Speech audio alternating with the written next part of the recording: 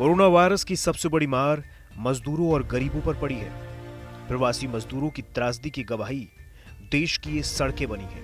तो दूसरी तरफ काम धंधा बंद होने से भूखे मरने तक की नौबत आ गई है।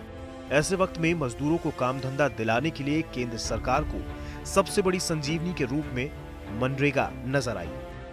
केंद्र सरकार ने भी मनरेगा में बीते दिनों 40,000 करोड़ रुपए आवंटित करे ताकि लोगों को अपने गांव में रोजगार मिल सके, जिसको लेकर प्रदेश के डिप्टी सीएम ने लगे हाथ पीएम को उनके पुराने बयान की याद दिला दी।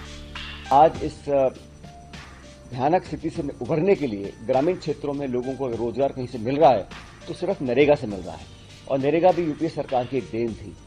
साथियों, मुझे बताते हुए खुशी है कि पूरे देश में आज राजस्थान ऐसा राज्य है जहां सबसे ज्यादा श्रमिकों को रोजगार मिल रहा है। आज सुबह तक का आंकड़ा हमारा 41 लाख लोग ऐसे हैं जो प्रतिदिन रोजगार पा रहे हैं नरेगा कार्यक्रम के तहत। नरेगा के लिए केंद्र सरकार ने 40,000 करोड़ रुपया अतिरिक्त आवंटित किया है, और ये वही सरकार है जिसने सत्ता ग्रहण करते समय कहा था कि नरेगा से कोई लाभ होगा नहीं, और यूपीए सरकार की एक बहुत बड़ी गलती थी, और आज वही नरेगा हमारे लिए जीवनदान साबित हो रहा है।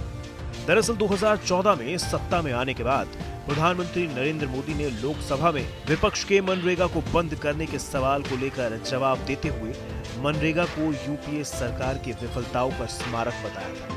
मेरी राजनीतिक सूझबूझ कहती है कि मनरेगा कभी बंद मत करो।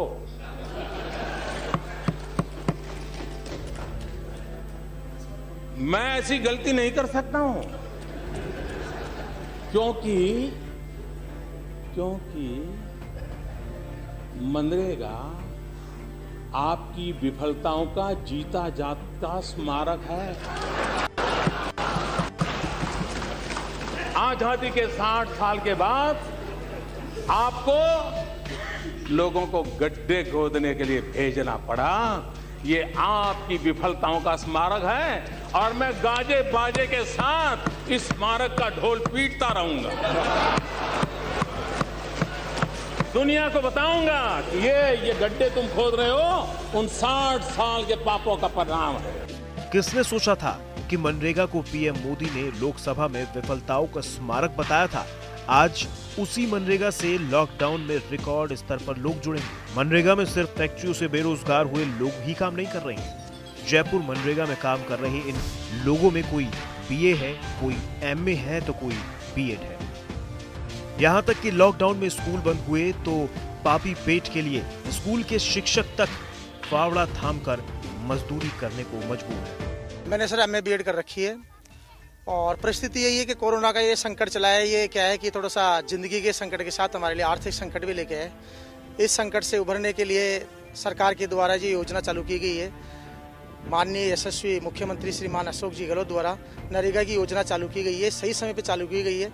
हम बेरोजगारों के लिए राहत भरी एक थोड़ी सी तसल्ली भी है, क्योंकि स्कूल वालों ने जो फरवरी मार्च में ही हमें पेमेंट देना बंद कर दिया था, और हम बेरोजगार हैं, लेकिन सही समय पे हमें ये मिलना एक हमारे लिए एक संजीवनी बूटी साबित हुई है।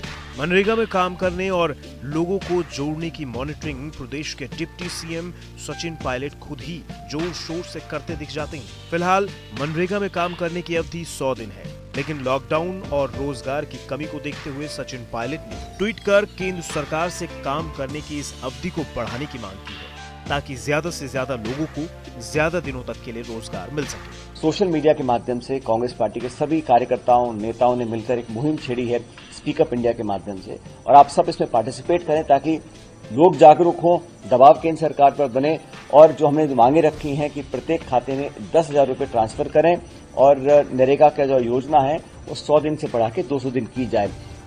मनरेगा यानी महात्मा गांधी राष्ट्रीय रोजगार गारंटी अधिनियम, जिसके तहत गांव में रहने वाले युवकों को 100 दिन तक का रोजगार देने की गारंटी होती है। मनरेगा की शुरुआत यूपीए सरकार ने राष्ट्रीय रोजगार गारंटी अधिनियम यानी मनरेगा के नाम से की थी। मनरेगा की शुरुआत यूपीए सरकार ने राष्ट्रीय रोजगार गारंटी अधिनियम यानी नरेगा के नाम से की थी। नरेगा की शुरुआत 2006 में आंध्र प्रदेश से हुई थी। पहले इसे देश के 200 जिलों में लागू किया गया। 1 अप्रैल 2008 से इसे पूरे देश में लागू कर दिया गया। लॉकडाउन के बीच मनरेगा में लोगों के जुड़ने को लेकर रोज नए नए रिकॉर्ड बन रहे हैं। कड़ी धूप के बीच भी लोग तपती जमीन पर काम कर रहे हैं ताकि उन्हें 2 वक्त की रोटी नसीब हो सके। राजस्थान में रिकॉर्ड स्तर पर लोग मनरेगा से जुड़ रहे हैं। कड़ी धूप के बीच में काम करने वाले मजदूरों को लेकर बीजेपी के विधायक ने ट्वीट के जरिए प्रदेश के डिप्टी सीएम से अपना दर्द भी साझा किया।